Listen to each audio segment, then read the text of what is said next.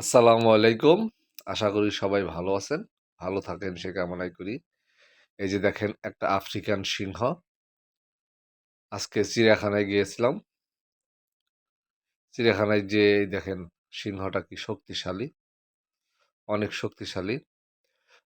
তারপরও দেখেন এত শক্তিশালীর পরও এটা খাঁচার মধ্যে বন্দী।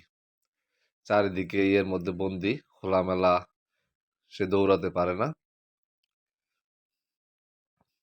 এত শক্তিশালী হওয়ার পরও খাঁচার মধ্যে বন্দী রইছে। এটা ভাগ্য এবং নিয়তির কে মেনে নিতেই হবে। সবাইকে শুধু শক্তিশালী হলে হবে না। দেখছেন? শক্তিশালী হলেই হবে না। ভাগ্য এবং নিয়তি এটা মানতেই হবে। ভিডিওটি যারা দেখছেন শেয়ার দিবেন। আসসালামু আলাইকুম। আল্লাহ হাফেজ।